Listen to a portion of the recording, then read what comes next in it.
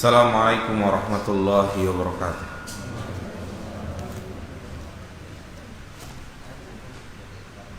Innal hamdalillah nahmaduhu wa nasta'inuhu wa nastaghfiruh wa na'udzu billahi min shururi anfusina wa min sayyiati a'malina. May yahdihillahu fala mudilla lahu wa may yudlil fala hadiya lahu.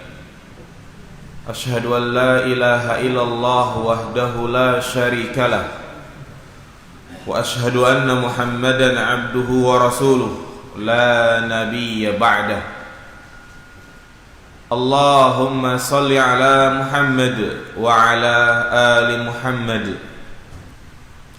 Qala Allah ta'ala fil Qur'anil Karim, ya ayyuhalladzina amanu taqullaha wa qulu qawlan sadida yuslih lakum a'malakum wa yaghfir lakum dhunubakum wa may yuti'illaha wa rasulahu faqad faza fawzan 'azima.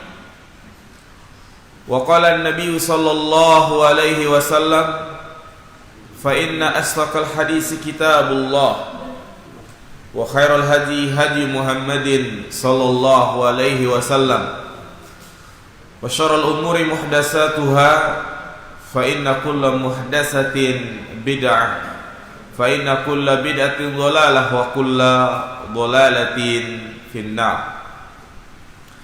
Ayyuhal ikhwah, a'azzani Allah wa iyyakum jami'an. Alhamdulillah, segala puji bagi Allah. Kita bersyukur kepadanya atas segala nikmat dan karunia yang Ia limpahkan kepada kita semua, terutama nikmat taufik hidayah, yang dengan nikmat tersebut alhamdulillah kita bisa berkumpul di tempat ini melaksanakan apa yang menjadi kewajiban kita sebagai seorang muslim, yaitu sholat subuh secara berjamaah. Karena tanpa adanya hidayah, pertolongan dari Allah, niscaya seorang hamba tidak akan mampu melaksanakan ibadah kepada Allah Rabbul Alamin. Betapa banyak orang-orang yang ada di sekitar kita memiliki kekuatan, kesehatan badan, mampu untuk melangkahkan kakinya ke masjid, tetapi hatinya tidak tergerak untuk mengerjakan sholat berjamaah. Padahal dia mampu bolak-balik melakukan perjalanan lebih dari 20 kilo, Jakarta Tangerang, pergi pagi pulang sore, sanggup dia. Tetapi untuk melangkahkan kakinya dari rumah ke masjid berat baginya, karena tidak ada hidayah dari Allah Subhanahu wa ta'ala. Oleh karena itulah kita diperintahkan untuk selalu meminta hidayah, meminta taufik. Di dalam sholat kita selalu meminta ihdinas siratal mustaqim, tunjukilah kami jalan yang lurus. Naam, alhamdulillah kita sudah mendapatkan hidayatul Islam, mengenal Islam, tetapi belum tentu orang yang sudah mengenal hidayah Islam bisa istiqomah di atasnya.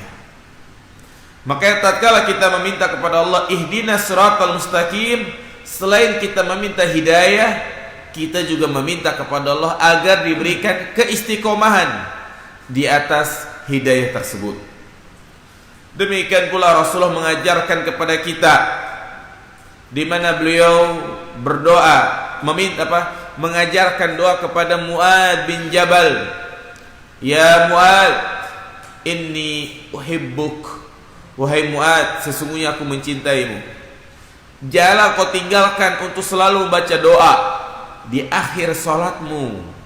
Sebelum kita membaca salam, assalamualaikum, maka kita disunahkan untuk membaca Allahumma a'inni ala zikrika wa syukrika wa husni ibadatik. Ya Allah, aku meminta kepadamu, memohon pertolongan kepadamu untuk bisa selalu mengingatmu, untuk bisa selalu bersyukur kepadamu dan memperbaiki ibadahku kepadamu. 6 jamaah sekalian, seperti biasa di Sabtu pekan ketiga ini kita membahas kitab yang dikarang oleh Al-Imam Az-Zahabi rahimahullah ta'ala, yaitu kitab yang membahas tentang Al-Kabair, dosa-dosa besar. Dosa besar yang akan kita bahas pada kesempatan kali ini yaitu berkaitan dengan memakan harta dengan cara yang batil, mengambil harta manusia dengan cara yang zalim, yaitu aklu malil yatim, memakan harta anak yatim. Ini yang menjadi pembahasan kita jamaah sekalian, yaitu tentang haramnya, dosanya memakan harta anak yatim. Iya, subhanallah jamaah sekalian, ini merupakan salah satu karunia Allah, di mana Allah menjelaskan kepada kita tentang jalan-jalan yang itu bisa menghantarkan kita ke dalam neraka. Di antaranya Allah Subhanahu wa taala telah menjelaskan bentuk-bentuk memakan harta manusia dengan cara yang zalim. Allah Subhanahu wa taala menjelaskan kepada kita bentuk-bentuk mencari rizki, memperkaya diri dengan cara yang batil. Makanya Allah Subhanahu wa taala mengatakan di dalam Al-Quran, ya ayyuhar rusul kulu minat thayyibat, wahai para rasul, makanlah makanan yang baik, wa'malu sholiha, dan lakukanlah amal soleh. Ini menjadi perintah bagi kita semuanya untuk betul-betul memperhatikan makanan yang masuk ke dalam perut kita, memperhatikan harta yang kita gunakan setiap hari, sumbernya itu dari mana, ya? Karena di antara pertanyaan yang akan diajukan kepada kita nanti pada hari kiamat, apa kata Nabi sallallahu alaihi wasallam? La tazulu qadama ibni Adam yaumal qiyamah hatta yus'ala an arba'. Tidak akan bergeser kedua kaki anak Adam sampai dia ditanya 4 hal. Apa di antaranya? Wa an malihi min aina iktasaba wa fima unfik. Tentang hartanya, dari mana ia peroleh dan kemana ia salurkan. Ini 2 pertanyaan besar. Ya Allah akan bertanya tentang harta yang kita miliki sekarang nih, berupa rumah, mobil, barang-barang yang ada di rumah. Semua itu akan ditanya, akan dihisab. Dari mana engkau peroleh dan kemana engkau salurkan, kemana engkau gunakan harta tersebut. Ya, ini menunjukkan kepada kita agar kita lebih berhati-hati dari harta yang kita dapatkan. Jangan sampai itu bersumber dari harta yang haram. Apa kata Nabi sallallahu alaihi wasallam? Man nabata lahmuhu minas suhti fannaru aula bihi. Barang siapa yang dagingnya itu tumbuh dari harta yang haram, dia memiliki badan yang besar, anaknya dia nafkahi dari harta yang haram, ingatlah, harta tersebut akan menjadi bahan api neraka buat dia. Ya. Nah ini, jadi kita harus menghindari pekerjaan-pekerjaan yang itu bisa membuat Allah Subhanahu wa taala murka. Demikian pula di antara dampak buruk memakan harta yang haram, ibadah apa saja yang kita kerjakan, kalau itu bersumber dari harta yang haram, sedekah, infak, zakat, menyantuni anak yatim, memberikan bantuan kepada fakir miskin, membangun masjid, semuanya jika itu bersumber dari harta yang haram, maka Allah tidak akan menerimanya. Rasulullah mengatakan, innallaha thayyibun la yaqbalu illa thayyiba. Allah itu adalah zat yang maha baik dan tidak menerima kecuali yang baik.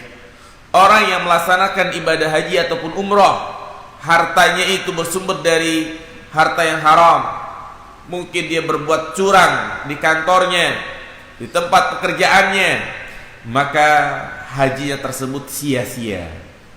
Ya, ini jamaah sekalian, dampak buruk memakan harta yang haram. Di antara bentuk memakan harta yang haram yaitu aklu malil yatim, memakan harta anak yatim.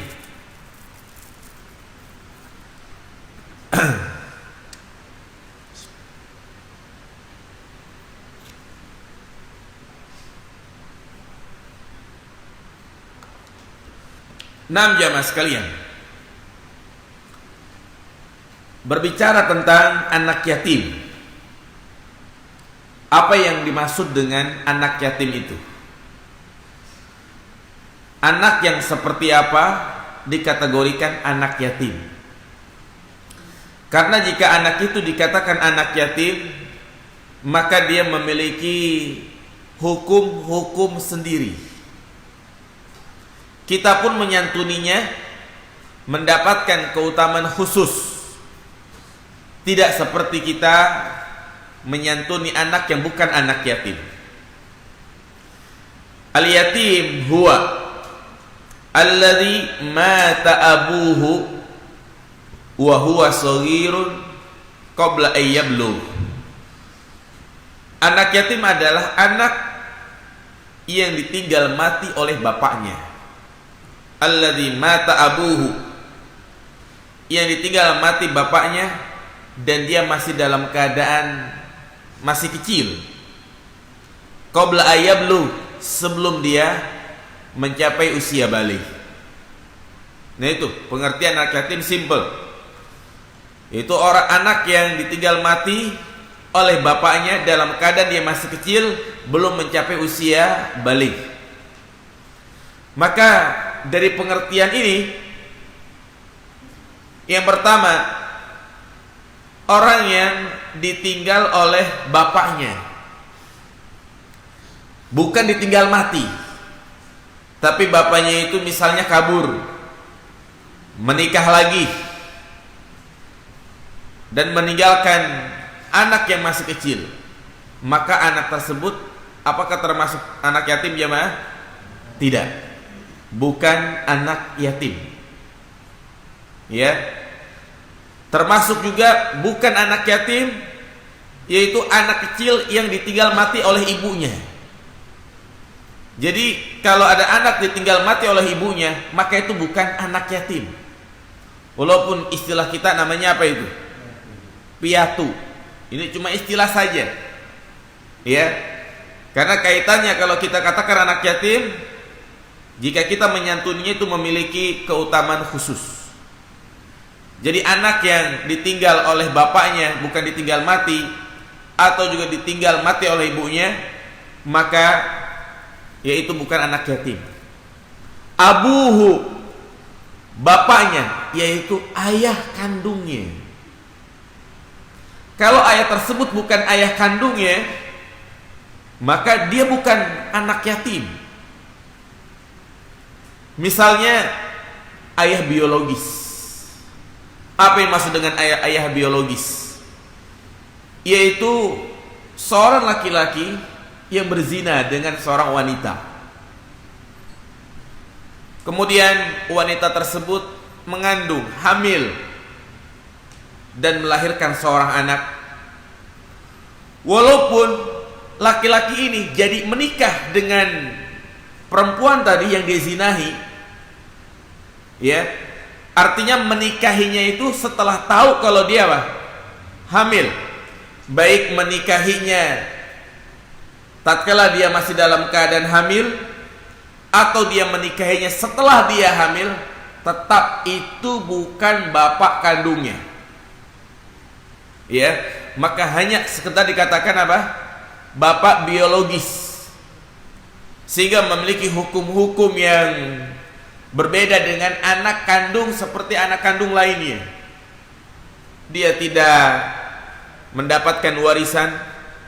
Jika dia menikah, tidak berhak orang tua biologisnya menjadi mahram, menjadi wali. Nah, demikian pula anaknya itu jika ditinggal mati oleh bapak biologisnya, dia bukan anak yatim. Ya, inilah kejinya dosa zina yang membuat kerusakan di mana-mana, merusak nasab. Bahkan anaknya itu tidak bisa dinasabkan kepada bapak biologisnya. Ya, arti betul-betul merusak segala-galanya. Makanya berkaitan dengan pembahasan kita, jika ada anak yang ditinggal mati oleh bapak biologisnya, maka dia bukan anak yatim. Jelas ya mas kalian? Wa huwa shaghirun qabla ayyablugh.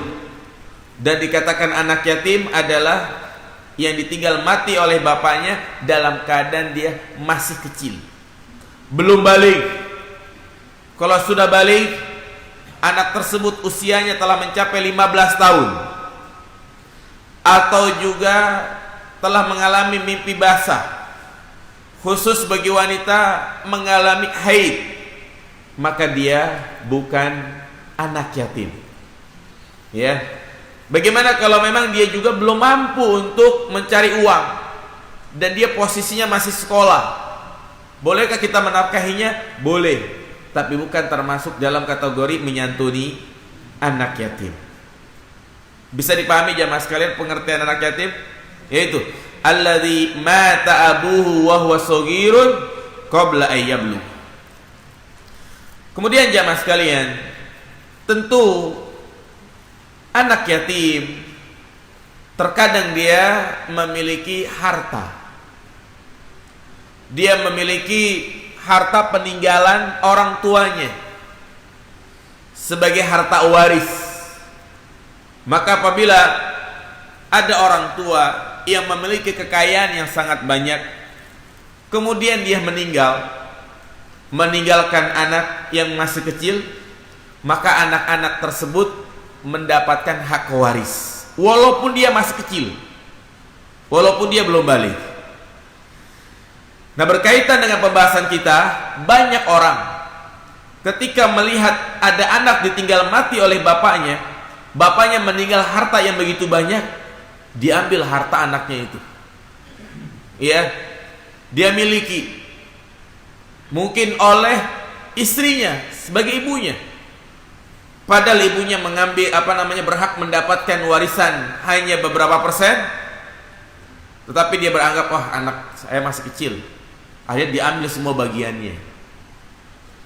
Atau juga tetangganya, pamannya, ya, atau juga bibinya melihat anak itu masih kecil, ditinggalkan rumah, sawah, kendaraan, akhirnya barang-barang itu semua dijual, diambil, padahal itu semuanya menjadi hak siapa? Hak harta anak yatim. Hak anak yatim. Ya.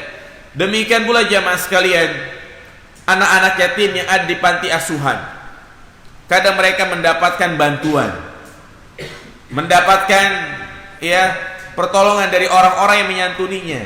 Wali-walinya jangan sampai dia menggunakan harta tersebut. Di sini kita akan bacakan ayat-ayat dan hadis-hadis yang menjelaskan ancaman bagi orang yang memakan harta anak yatim walaupun hanya sedikit.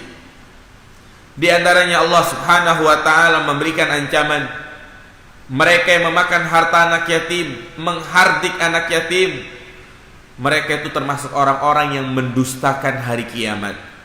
Apa kata Allah? Ara'aital ladzi yukadzibu biddin fadzalikal ladzi yad'ul yatim. Ya. Apakah engkau tahu orang yang mendustakan hari kiamat itu? Siapakah dia? Yaitu yang menghardik anak yatim. Ya, apalagi menghardik saja tidak boleh, apalagi sampai memakan hartanya. Dan juga Rasulullah SAW menyebutkan dalam hadis yang sahih, ijtanibu as-sab'al mubiqat, jauhilah oleh kalian 7 perkara yang membinasakan. 7 perkara yang bisa membinasakan seorang hamba baik di dunia maupun di akhirat. Apa di antara 7 perkara tersebut? Yaitu aklu malil yatim, memakan harta anak yatim. Dia akan binasa di dunia maupun di akhirat. Di dunia hartanya itu tidak berkah. Allah cabut rasa kecukupan di dalam hatinya. Dan nanti pada hari kiamat dia akan mendapatkan siksaan yang amat pedih. Apa bentuk siksaan bagi orang yang suka menyalahgunakan harta anak yatim? Allah Subhanahu wa taala menyebutkan dalam surat An-Nisa ayat 10. Allah mengatakan, innal ladzina ya'kuluna amwalal yatama zulma innama ya'kuluna fi butunihim nara wa sayaslawna sa'ira. Sesungguhnya orang-orang yang memakan harta anak yatim secara zalim. Secara apa ini? Zalim. Berarti menunjukkan kepada kita, kalau kita memakan harta anak yatim bukan dengan cara yang zalim, boleh enggak? Boleh. Apa contoh memakan harta anak yatim bukan cara yang zalim? Misalnya seorang wali yang mengurusi anak yatim, dia mendapatkan gaji mukafaah setiap bulan karena memang dia tugasnya seperti ini. Diambil dari harta anak yatim, ya, dari sumbangan-sumbangan yang masuk kepadanya, kemudian untuk menggaji dia. Ini boleh, karena itu menjadi hak dia.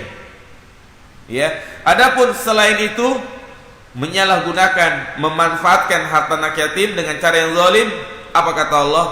Innama ya'kuluna fi butunihim nar. Bahwasanya dia memasukkan perutnya, memasukkan ke dalam perutnya berupa api neraka jahanam. Wa sayaslawna sa'ira, dan mereka akan dikembalikan kepada azab yang pedih. Artinya dia akan mendapatkan azab yang sangat pedih. Ya, bahkan para ulama ahli tafsir mengatakan orang-orang yang memakan harta anak yatim di dunia nanti pada hari kiamat akan dituangkan di atas kepala mereka air mendidih sampai kulitnya itu melepuh. Saking panasnya bibirnya pun melepuh, sampai dikatakan bibir atasnya itu menutupi kepalanya dan bibir bawahnya itu sampai nyengser ke bawah. Ya, artinya saking dahsyatnya azab neraka, jemaah sekalian. Nah, inilah yang perlu kita waspadai. Kadang orang kalau sudah melihat gemerlapnya dunia, lupa segala-galanya, tidak berpikir apa yang akan terjadi setelah dia meninggal dunia. Padahal dia mendapatkan keuntungan, kekayaan, sifatnya hanya sementara. Kita hidup di dunia ini tidak lama, jemaah sekalian, hanya 60 sampai 70 tahun. Saat kita berusia 40 tahun, banyak kesempatan-kesempatan untuk mendapatkan harta. Tapi kalau kita tahu cara tersebut adalah cara yang zalim, tinggalkan. Walaupun uang sudah di depan mata, walaupun kita dijanjikan anak keturunan kita akan hidup sejahtera, tapi kalau kita tahu itu adalah dengan cara yang curang, suap, korupsi, manipulasi data dan yang lainnya, maka tinggalkan, jamaah sekalian. Ya, karena dosa berkaitan dengan harta itu tidak seperti dosa yang berkaitan dengan hak-hak Allah. Kita tidak sholat, kita tidak puasa, bertobat dengan taubat nasuha, memohon kepada Allah dengan penuh keikhlasan, akan diampuni. Tapi berkaitan dengan harta, Jika kita mengambil hak orang lain, maka Allah tidak akan mengampuni dosa tersebut sampai dia betul-betul meminta keikhlasan. Dia datangin orang yang bersangkutan, ya, dia menggantinya atau meminta maaf atau meminta keikhlasan. Kalau ya taubat hanya sekedar minta ampun kepada Allah, tidak mengulangi lagi, tapi harta-harta yang dia ambil itu belum dia kembalikan, tidak percuma taubatnya. Inilah termasuk orang-orang yang bangkrut nanti pada hari kiamat. Walaupun dia membawa ibadah yang sangat banyak, membawa pahala sholat, membawa pahala umroh, haji dan yang lainnya, tapi kalau ternyata di dunia dia mengambil harta manusia dengan cara yang zalim, semua itu sia-sia jamaah sekalian. Ya. Nah, jadi ini ancaman yang sangat dahsyat. Pokoknya dosa-dosa yang berkaitan dengan memakan harta dengan cara yang zalim, itu semuanya ya dijelaskan oleh Allah Subhanahu wa taala, siksanya itu amat pedih. Seperti pada pertemuan yang lalu tentang dahsyatnya dosa riba. Orang yang memakan harta riba, melakukan transaksi ribawi, bekerja di tempat-tempat yang berbau riba, maka semenjak dia meninggal di alam kubur, di padang mahsyar, bahkan nanti pada hari kiamat dia mendapatkan azab yang pedih. Di alam kubur dia akan berenang-renang di sungai darah. Di padang mahsyar dia akan dibangkitkan seperti orang gila dalam keadaan tercekik. Dan juga di akhirat dia akan mendapatkan siksaan yang amat pedih. Nah, demikian pula berkaitan dengan pembahasan kita, orang-orang yang menyalahgunakan harta anak yatim, maka innama ya'kuluna fi butunihim nara, sama saja dia memasukkan api neraka ke dalam perutnya. Ya. Oleh karena itulah jamaah sekalian, jangan sekali-kali dan jangan mencoba-coba untuk menggunakan harta anak yatim. Allah Subhanahu wa taala mengatakan di dalam Al-Qur'an, "Wala taqrabu malal yatim illa billati hiya ahsan." Janganlah kalian mendekati harta anak yatim kecuali dengan cara yang lebih baik. Ya, janganlah kalian mendekati harta anak yatim kecuali dengan cara yang lebih baik. Perhatikan dalam ayat ini, Allah katakan janganlah kalian mendekati harta anak yatim. Ayat ini hampir sama dengan ayat wala taqrabuz zina. Janganlah kalian mendekati apa? Zina. Berkaitan dengan zina, Allah Subhanahu wa taala tidak hanya mengharamkan zina. Ingat, Allah tidak hanya haramkan zina, tapi Allah juga haramkan wasilah-wasilah yang menjurus kepada perzinahan. Kita harus tutup pintu-pintu yang menjurus kepada perzinahan. Makanya Islam mengharamkan berdua-duaan dengan wanita yang bukan mahram kita, terutama di tempat kerja jamaah sekalian. Jika kita ditempatkan di satu ruangan, ternyata di situ ada wanita, asisten kita perempuan, maka dosa jemaah. La yakhluwanna rajulun bimra'atin fa inna syaitana salisuha. Tidaklah seorang laki-laki berdua-duaan dengan wanita ikhtilat, melainkan yang ketiganya adalah siapa? Syaitan. Demikian pula ketika kita berada di dalam mobil, mungkin dia sebagai Grab gitu kan, ternyata penumpangnya perempuan. Nah ini juga hati-hati, karena dia berada di satu ruangan, fitnah yang sangat besar, dan banyak terjadinya perselingkuhan karena sebab ini. Ya, demikian pula Allah haramkan pacaran. Kenapa? Karena ini semua bisa menjurus kepada apa? Perzinahan. Nah, demikian pula Allah katakan di sini wala taqrabu malal yatim. Janganlah kalian mendekati harta anak yatim. Artinya Allah Subhanahu wa taala tidak hanya mengharamkan memakan harta anak yatim, tapi juga mengharamkan apa? Mendekatinya. Apa maksud larangan mendekati jamaah? Apa contohnya? Mendekati di sini artinya menjauhi perbuatan-perbuatan yang itu dikhawatirkan kita bisa memakan harta anak yatim. Sebagai contoh, dia sebagai wali anak yatim, atau mungkin dia sebagai DKM membuka bantuan atau santunan untuk anak yatim, dan dia pun membuat tromol untuk pembangunan masjid, tromol untuk santunan anak yatim, tromol untuk mungkin zakat, begitu ya. Dan ternyata banyak yang menyumbang, memasukkan uangnya ke tromol anak yatim. Terkumpul 100 juta. Maka uang 100 juta ini adalah haknya siapa tadi? Haknya anak yatim. Kita tidak boleh memakannya. Jelas memakannya haram. Dan juga tidak boleh meminjamnya. Ya, kadang waduh lumayan nih ada 100 juta nih, buat usaha dulu lah. Acaranya untuk anak yatim masih bulan depan. Ya, kadang-kadang kan cari momen untuk menyantuni anak yatim. Biasanya di kita tanggal berapa itu? Tanggal 10 Muharram, yang disebut namanya lebaran anak yatim. Nanti kita akan sebutkan dalilnya. Ternyata dalilnya itu sangatlah lemah. Nah, jadi mungkin dia mengira masih sebulan lagi, udah uang itu digunakan dulu untuk bisnis. Ya, maka ini termasuk dalam ayat ini, wala taqrabu malal yatim. Janganlah kalian mendekati harta anak yatim, walaupun dia sanggup untuk menggantinya. Ya, jadi meminjam saja tidak diperbolehkan. Kita boleh menggunakan harta anak yatim ini, kata Allah, illa billati hiya ahsan, kecuali dengan cara yang lebih baik.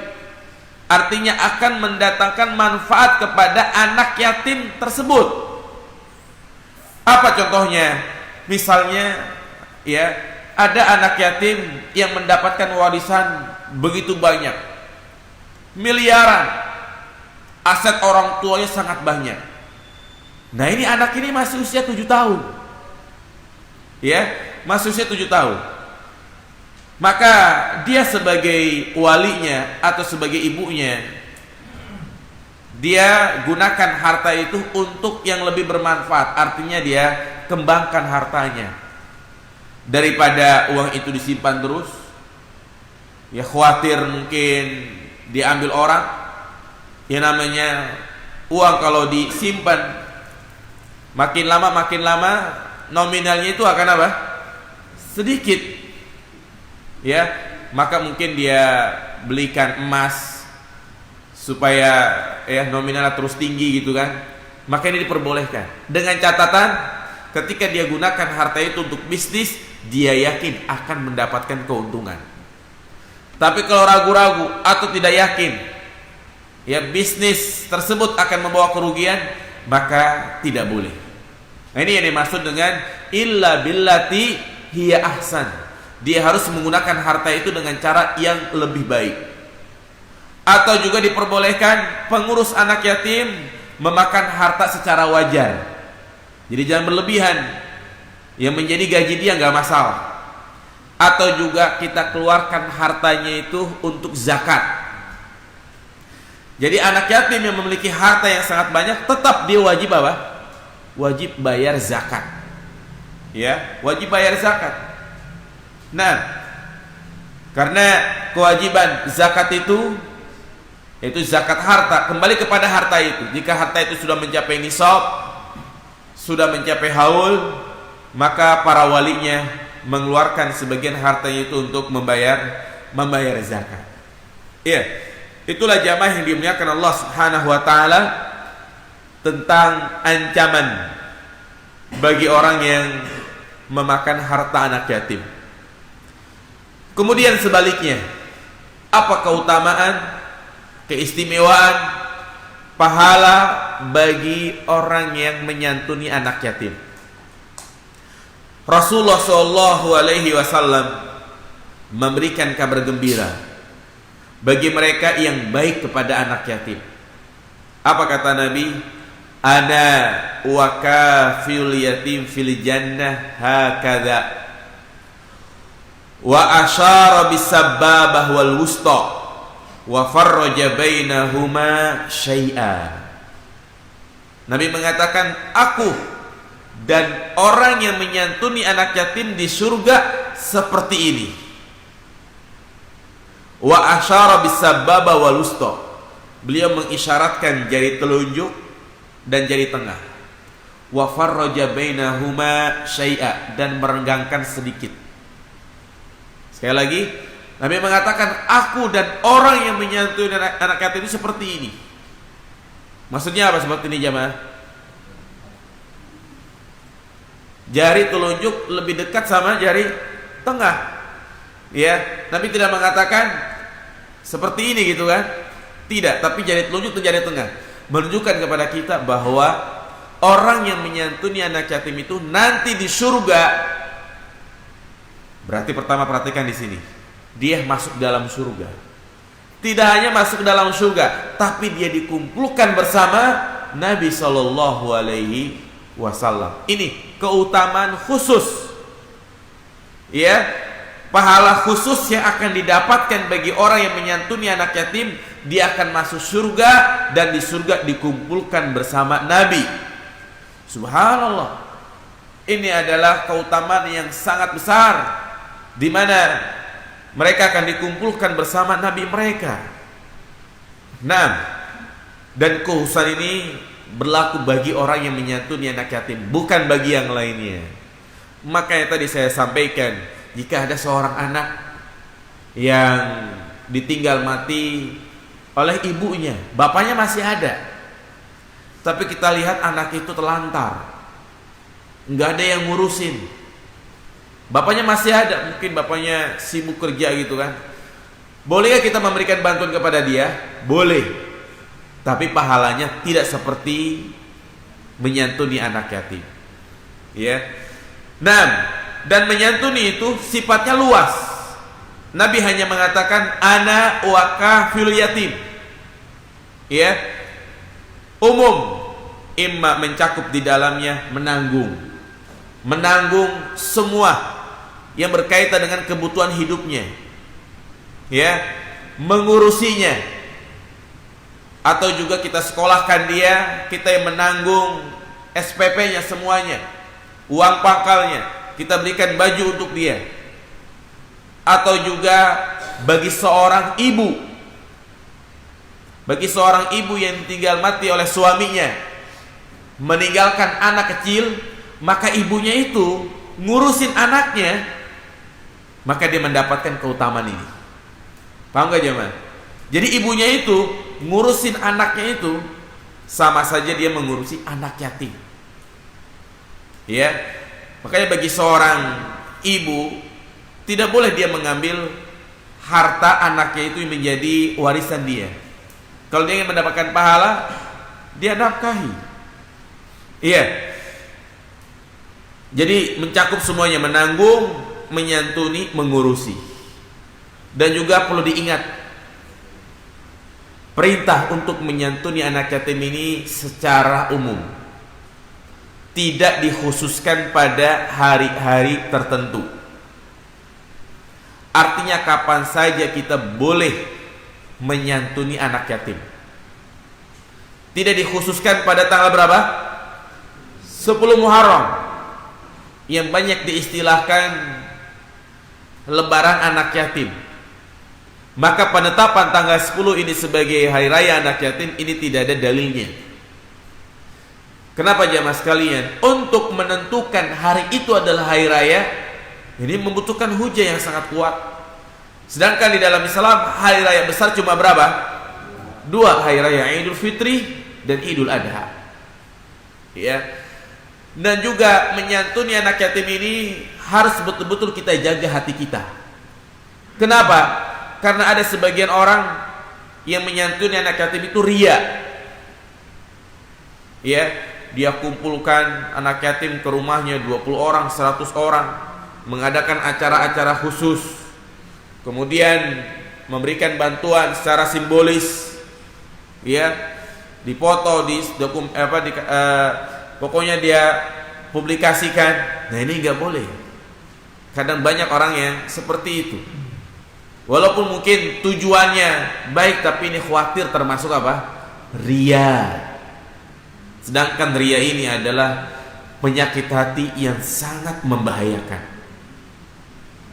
Ya, ibadah apapun kalau dikerjakan karena riya, ingin dilihat, ingin dipuji, pamer, maka itu tidak ada artinya di sisi Allah Subhanahu wa taala. Rubba amalin kabirin tusaggiru niyah. Ada amalan yang besar itu bisa menjadi tidak ada apa-apanya di sisi Allah karena apa? Niatnya. Apalagi di zaman sekarang yang orang itu sulit selamat dari penyakit riya. Dengan apa itu? Dengan HP-nya. Benda kecil yang selalu ada di genggaman kita itu bagaikan pisau. Kita memiliki pisau di rumah, bisa bermanfaat dan juga bisa madarat. Bermanfaat jika digunakan untuk ngiris sayuran, madarat jika digunakan untuk bunuh orang, ya kan? Nah, demikian pula HP kita nih, yang setiap hari kita tidak pernah nggak pegang HP, ya kan? Bangun tidur pegang HP, ya setiap hari kita pegang HP. Nah, itu juga sama, bisa menjadi kebaikan buat kita, bisa juga menjadi madarat buat kita. Menjadi madarat jika semua aktivitas yang kita lakukan dikit-dikit diapain? Di-upload. Ya, memberikan sumbangan di-upload. Pergi haji, pergi umroh, sempat-sempatnya foto di depan Ka'bah. Cekrek, di-share di Facebook. Alhamdulillah, saya berhasil mencium Ka'bah. Hashtag umroh yang berkah. Ya, ini jamaah sekalian. Dia share, yang melihat mungkin ratusan orang, ribuan orang. Tanpa dia sadari ternyata umrohnya itu sia-sia. Sia-sia jamaah sekalian. Nah, ketika dia upload itu tujuannya apa coba? Apa tujuannya? Supaya dilihat sama orang, ya kan? Nah, ini yang bisa menghancurkan ya ibadah kita. Makanya sebaik-baik sedekah, sebaik-baik ibadah harta yaitu disembunyikan. Makanya Nabi memberikan anjuran di antara 7 golongan yang akan mendapatkan naungan Allah nanti di padang mahsyar, mereka itulah yang bersedekah secara sembunyi-sembunyi. Ketika dia mengeluarkan hartanya dengan tangan kanannya, tangan kirinya itu tidak tahu. Ya. Jadi kalau bisa hal-hal yang sifatnya sedekah kita sembunyikan. Kita berusaha untuk menyembunyikan. Jangan sampai ada yang tahu. Demikian pula berkaitan dengan menyantuni anak yatim. Enggak perlu ada acara-acara khusus. Tidak perlu harus ada ritual-ritual khusus. Ya, kita tahu misalnya di klaster di sini ada anak yatim, kita temu di jalan, kita kasih, sudah selesai. Ya. Nah, apakah disunahkan ketika kita memberikan harta kepada anak yatim untuk mengusap-ngusap kepalanya? Ya. Maka ketahuilah jamaah sekalian, di sana ada hadis yang berbunyi, man massa yadahu ala ra'si yatimin yauma asyura rafa'allahu ta'ala bikulli sya'ratin darajah. Barang siapa yang mengusapkan tangannya ke kepala anak yatim pada hari Asyura, hari Asyura itu tanggal berapa? 10 Muharram, maka Allah akan mengangkat derajatnya dari setiap rambut yang dia sentuh. Ya, menunjukkan barang siapa yang menyantuni anak yatim kemudian dia usap kepalanya, ya kan? Maka setiap rambut yang dia usap itu akan mengangkat derajatnya. Namun ternyata kalau kita telusuri tentang hadis ini adalah hadis yang maudhu, palsu, tidak ada asal usulnya. Silahkan dicek dalam kitab-kitab para ulama, di mana kita harus memiliki jiwa yang kritis dalam masalah ini. Ya, tidak mudah sembarangan menerima hadis. kalau hadis tersebut adalah hadis yang lemah maudhu, maka kita tidak boleh mengamalkannya. Ya, jangan kita punya prinsip doib juga hadis. Buktinya apa tuh? Banyak ulama yang mengamalkannya. Tidak, jamaah sekalian. Termasuk dosa besar orang-orang yang menyampaikan hadis palsu, mengamalkan hadis dhaif. Apa kata Nabi? Man kadzdzaba alayya muta'ammidan falyatabawa maq'adahu minan nar. Barang siapa yang berdusta atas namaku, maka tempat kembalinya di mana? Di neraka. Terutama di negeri kita, jamaah sekalian, banyak sekali beredar hadis-hadis palsu.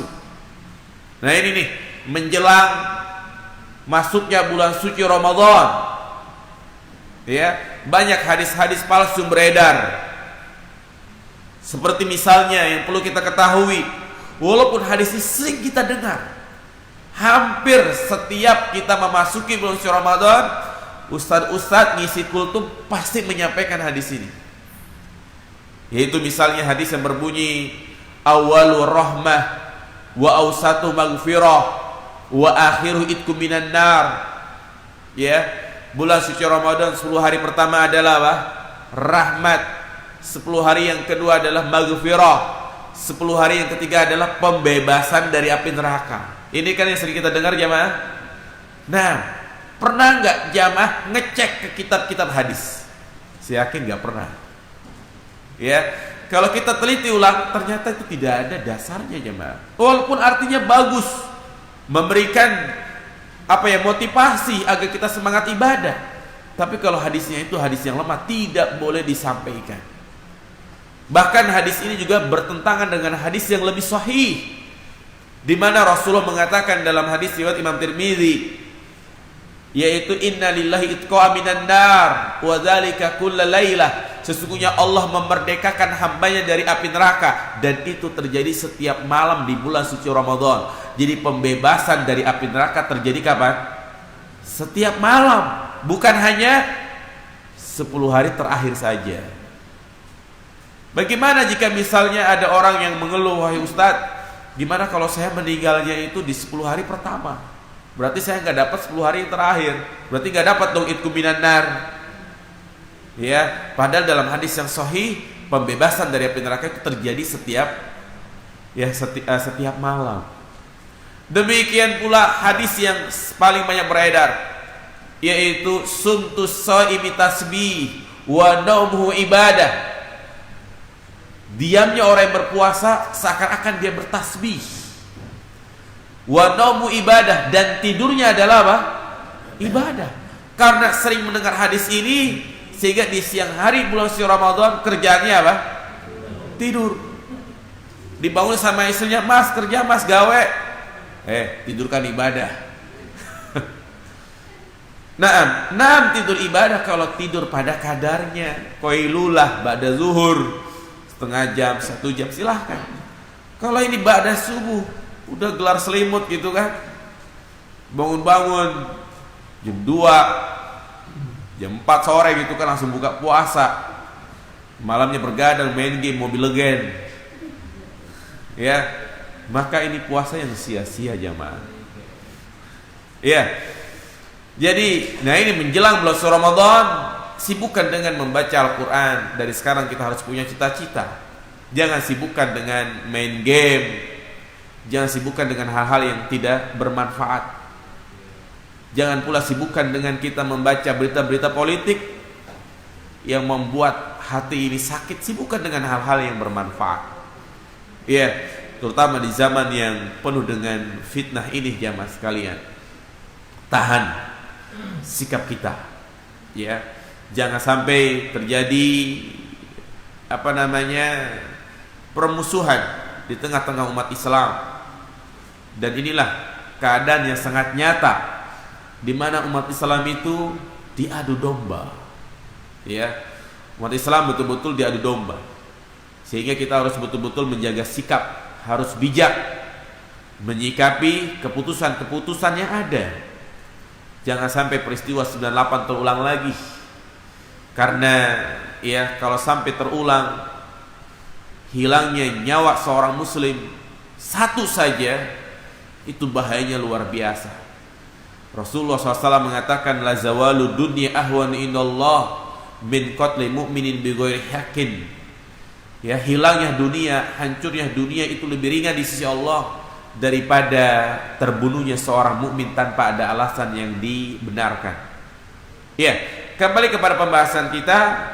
Jadi hadis yang berbunyi yaitu perintah untuk mengusap kepala anak yatim, ini tidak ada hadis yang sahih. Semuanya apa? Semuanya lemah. Jadi intinya ya, tinggalkan hadis-hadis yang lemah. Nanti insya Allah ada pembahasan khusus mungkin setelah bahasan ini. Di antara dosa besar yaitu al-kadzibu 'ala Allah, berdusta atas nama Allah dan berdusta atas nama Rasulnya. Di antaranya itu adalah menyampaikan hadis-hadis palsu.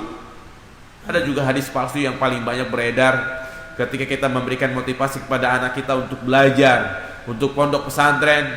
Kita katakan utlubul ilma walau bisin, tuntutlah ilmu walaupun sampai kemana? Ke negeri Cina. Emang di Cina ada apaan? Nuntut ilmu agama itu bukan di sana, tapi di mana? Ya di Arab sana, di Mekah, Madinah, Yaman, Yordan. Mau belajar ateis di sana.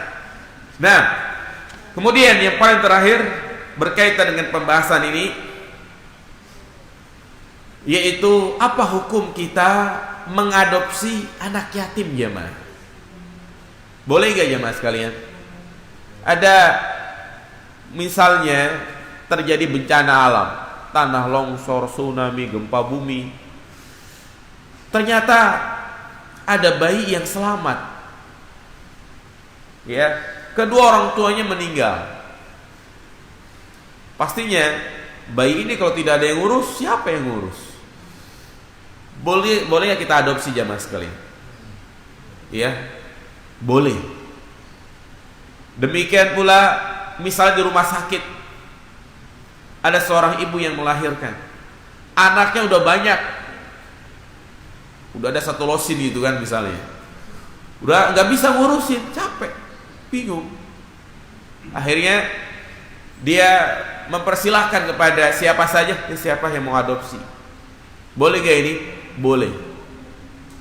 Ya, dengan catatan tidak boleh dibayar. Artinya tidak boleh dibeli, karena haram hukumnya melakukan jual beli manusia. Namun perhatikan, ketika kita mengadopsi anak yatim, berarti status anak tersebut dinamakan anak angkat. Ya, anak angkat. Jika statusnya itu adalah anak angkat, maka memiliki hukum-hukum tersendiri.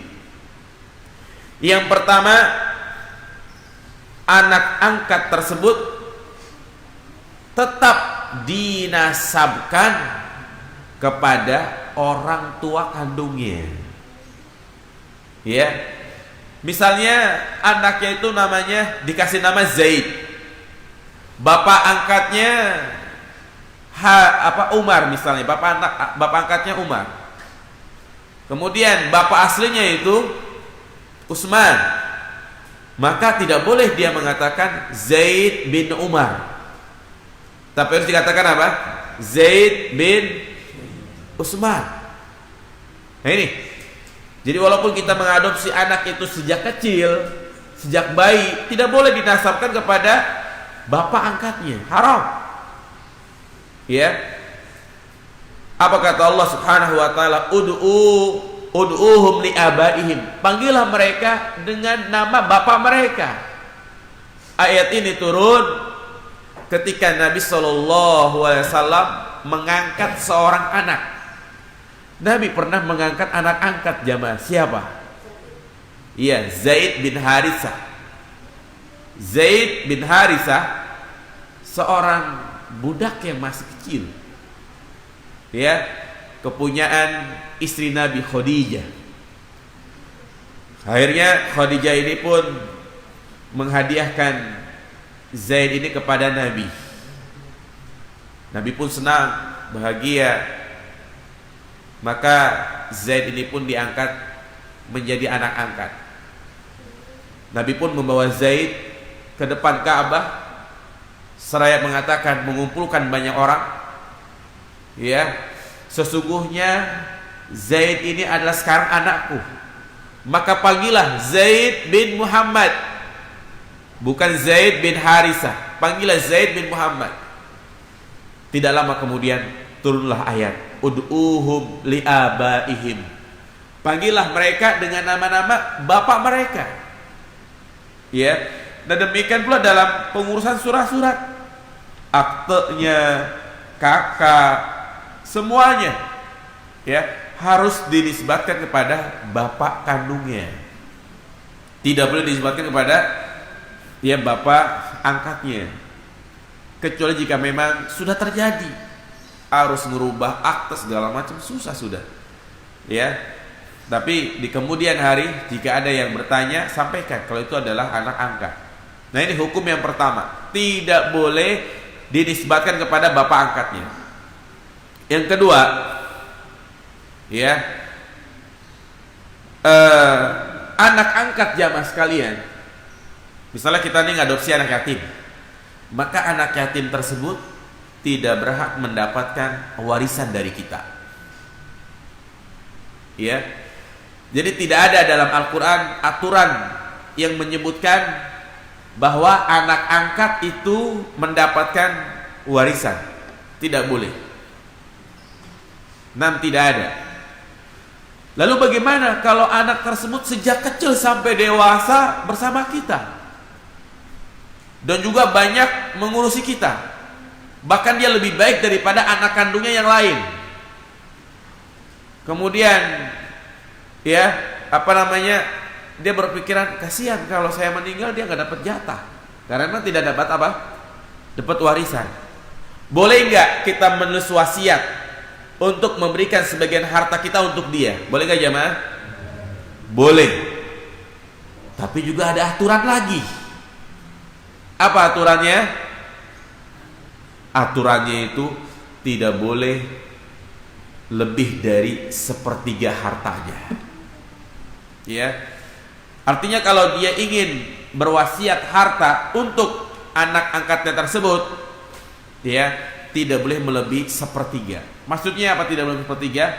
Misalnya meninggalkan sawah 100 meter dan anaknya itu ada 3, anak angkatnya 1 jadi 4, maka tidak boleh dia menulis wasiat tanah yang ada di belakang 100 meter semuanya buat anak angkat saya karena dia yang lebih banyak membantu saya.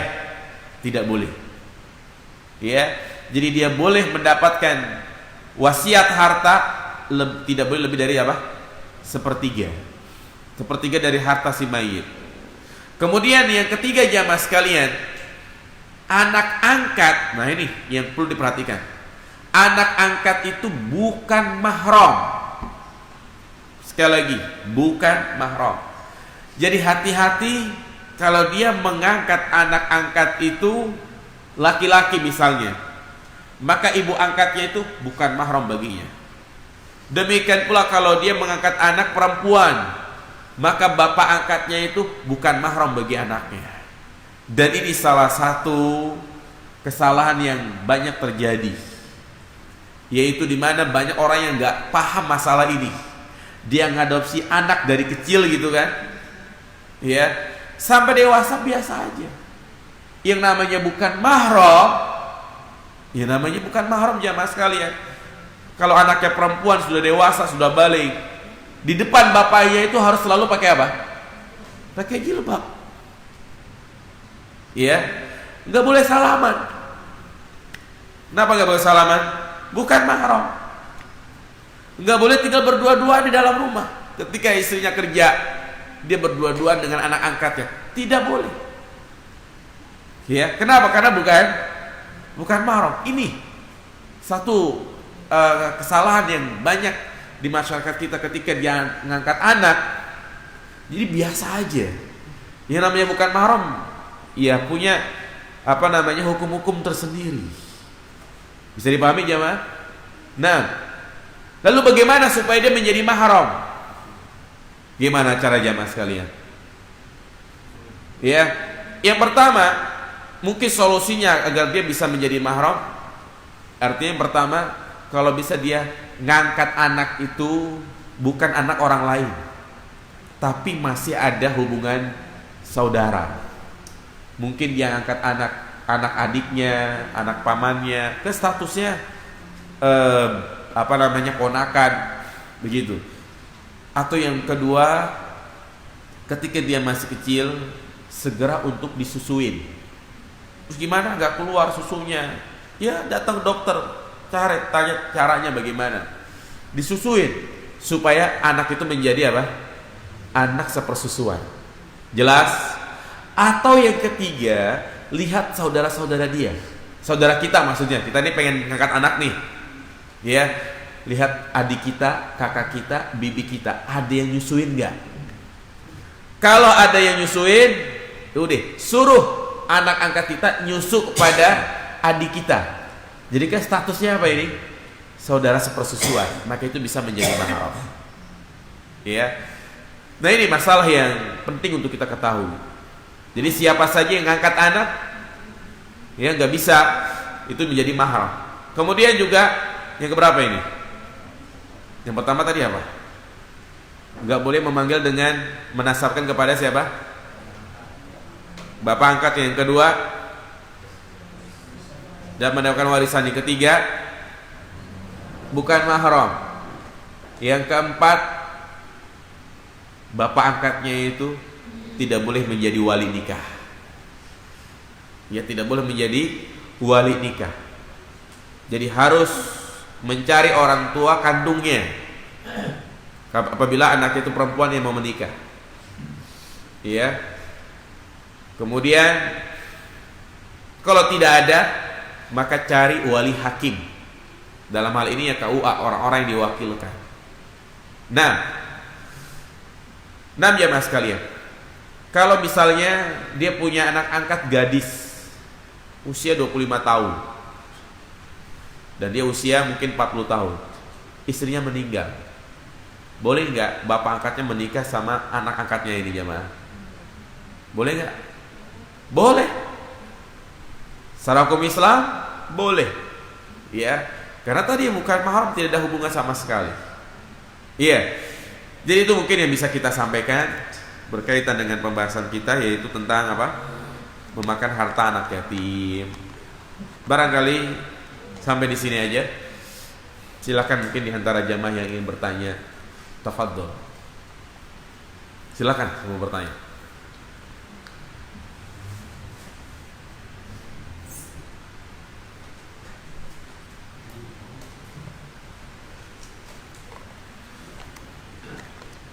Bisa dipahami jamaah sekalian?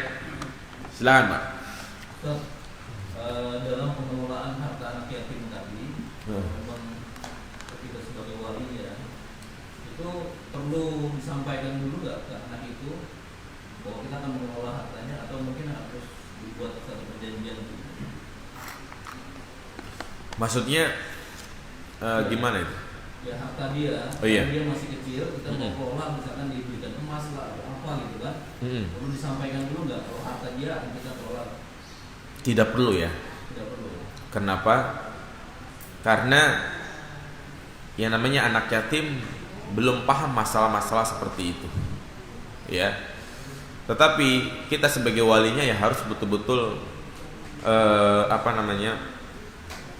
membuat menjaga hartanya. Namun jika itu mendatangkan masalah itu diperbolehkan. Artinya membuat aturan secara tertulis hitam di atas putih, apakah ini diperbolehkan atau tidak, boleh, tapi sifatnya bukan suatu kewajiban ya. Mungkin sangat dikhawatirkan ya tercampur antara harta dia dengan harta anak yatim. Kemudian juga mungkin kita sebagai ibunya gitu kan, sebagai ibunya ya, kemudian ada orang yang ingin mengurusi dia karena mungkin kita berangkat kerja apa segala macam gitu kan, ibunya kerja di luar, maka boleh secara tertulis itu lebih baik. Jadi betul-betul untuk menjaga hartanya itu. Ini sebagai ini aja cara agar tidak termakan harta anak yatim tersebut. Iya, bisa dipahami maksudnya? Nah, Ada lagi? Bapak-bapak? Ini ada tanya dari ibu-ibu ya.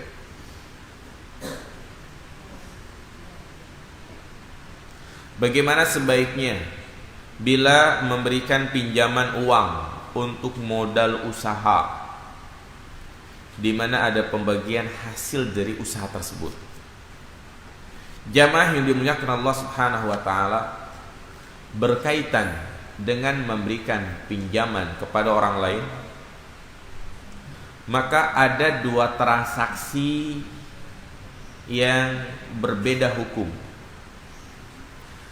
Hukum yang pertama adalah pinjaman qard, ariyah, dan yang kedua adalah mudorobah. Mudorobah itu artinya apa namanya jemaah? Ya, bagi hasil. Iya. Maka kedua hukum ini memiliki permasalahan-permasalahan berbeda. Jika akadnya itu adalah pinjaman itu dia wajib mengembalikan sesuai dengan nominalnya. Dia minjemin 100 juta, kembali 100 juta. Kembali 100 juta. Tidak boleh bertambah dan juga tidak boleh berkurang. Mengurangi dalam pengembalian pinjaman berarti zalim dia. Melebihkan juga zalim, termasuk apa namanya ini? Riba. Ya. Karena bab pinjaman ini adalah babul ihsan. Apa itu babul ihsan? Berbuat baik. Ketika kita memberikan pinjaman sama orang, itu sama saja kita ibadah, nanam pahala, apa namanya? Kita memberikan kebaikan. Ya. Ketika kita berbuat baik, apakah kita boleh berharap keuntungan duniawi? Jelas tidak boleh, ya kan? Kayak sholat aja, kita sholat tujuannya untuk apa? Lillahi ta'ala, kita berharap mendapatkan pahala. Kita bangun masjid, nyumbang untuk masjid gitu kan, kita berharap mendapatkan pahala, bukan mendapatkan keuntungan dari sedekah kita. Nah, demikian pula pinjaman. Makanya para ulama mengatakan kullu qardin jara manfaah fahuwa riba. Setiap pinjaman yang terdapat di dalamnya pengambilan manfaat, maka ini adalah riba.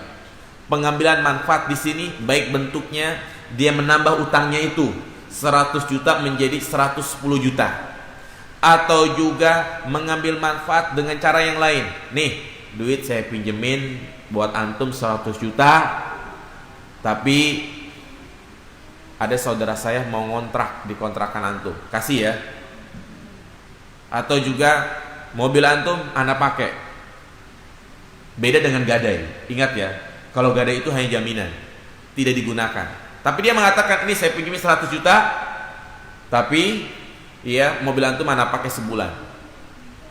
Atau juga ini dia misalnya meminjam untuk bangun sekolah dengan syarat nih, anak saya harus bisa sekolah di sekolah antum. Nah, ini kan mengambil apa namanya ini? Mengambil manfaat. Jadi ada embel-embelnya. Ya. Nih saya pinjemin uang 100 ribu. Ya, misalnya dia berikan kepada Pak RT gitu kan. Tapi awas, wajib semua penduduk klaster ini coblos saya. Nah, ini kan mengambil apa namanya? Manfaat. Ini nggak boleh. Ya, pokoknya kalau pinjaman itu mimba bil ihsan. Ya. Yang kedua, mudorobah. Mudorobah itu artinya kita nanam modal. Nah, kalau mudorobah secara umum untung rugi ditanggung bersama. Jadi dia boleh mendapatkan hasil, mendapatkan bagian dari orang yang menjalankan usahanya itu. Dikasih modal 100 juta. Perjanjian seperti apa sesuai kesepakatan. Dia dapat berapa persen? Ini boleh. Tapi kalau misalnya bangkrut tuh yang menjalankan modal, maka itu juga harus ditanggung bersama. Nah, makanya nih, akadnya apa? Ya, akadnya apa? Pinjam atau mudorobah. Kalau akadnya ini saya pinjemin, sudah, dia nggak boleh. Di mana ada pembagian hasil dari usaha tersebut, nggak boleh ada hasil, karena ini termasuk bab riba. Bisa dipahami ibu ya? Nah, makanya harus jelas nih. Ketika ada orang minjem sama kita, siapapun harus jelas. Ya. Apakah akadnya pinjaman atau mudorobah?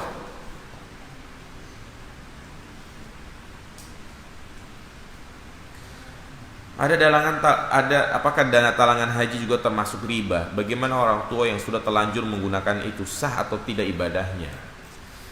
Allah Subhanahu wa taala mengatakan, ya, dalam hadis juga dikatakan, ya, di antara rukun Islam adalah al-hajju liman istata'a ilaihi sabila. Haji itu khusus bagi siapa? Bagi yang mampu secara fisik dan mampu dari sisi harta. Udah cukup ini yang mampu. Jadi kalau dia nggak mampu wajib haji nggak? Ya nggak wajib. Jangan memaksakan diri. Nah ini ada orang yang nggak mampu, maksain diri, minjem duit di bank menjadi dana talangan, nyusahin jamaah sekalian ini namanya. Ya, kenapa nyusahin? Dengan adanya dana talangan, orang yang sudah punya duit cukup, pengen pergi haji harus apa sekarang? Ngantri, ya kan? Kita di Tangerang kota, ngantri berapa tahun? 15 tahun. Ini gara-gara orang yang nggak mampu haji memaksakan diri untuk apa? Melaksanakan ibadah haji. Ya. Dan juga namanya dana talangan, ya ini apa namanya? Banyak sekali hal-hal yang berbau ribawi, walaupun bahasa-bahasanya itu administrasi plus segala macam lah.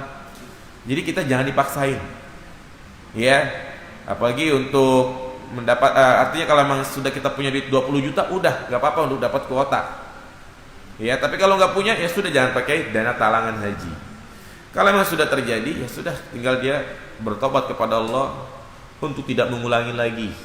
Ya, artinya kita sudah mulai dari sekarang jamaah sekalian untuk bisa menghindari transaksi-transaksi yang berbau ribawi.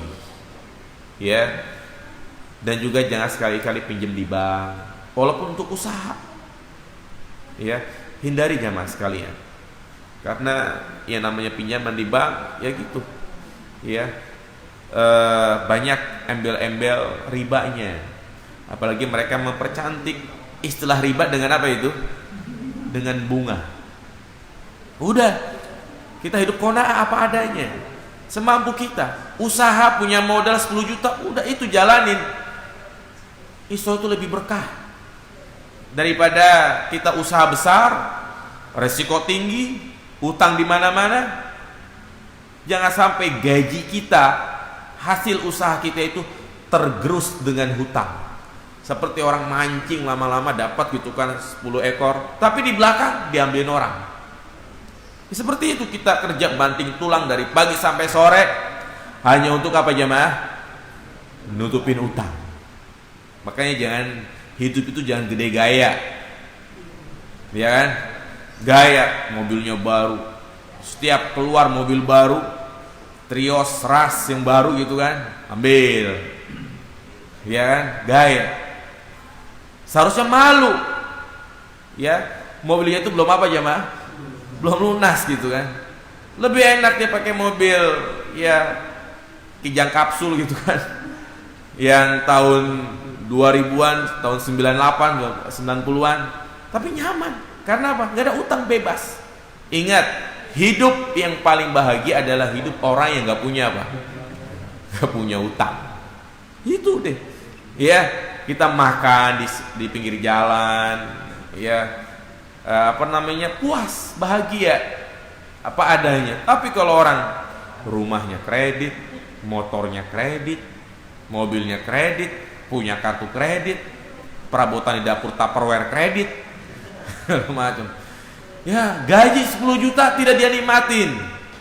5 juta buat ini. Kemudian 3 juta buat ini, 2 juta buat ini. Dia cuma menikmati berapa juta jamaah? 1-2 juta. Ya. Jadi hidup sesuai dengan kebutuhan, jangan hidup sesuai dengan keinginan. Mulai belajar dari sekarang jamaah. Segera udah lunas-lunasin utang-utang. Ya, jangan sampai kita mati dalam keadaan bawa apa? Bawa hutang. Ya, kadang ada orang yang gimana ya? Jadi itu nggak punya utang justru gelisah, punya utang justru senang gitu kan. Jadi gatal aja nggak punya utang, pengen utang lagi. Nah, jangan. Demikian, subhanakallahumma wa bihamdika, asyhadu an la ilaha illa anta, astaghfiruka wa atubu ilaik. Assalamualaikum warahmatullahi wabarakatuh.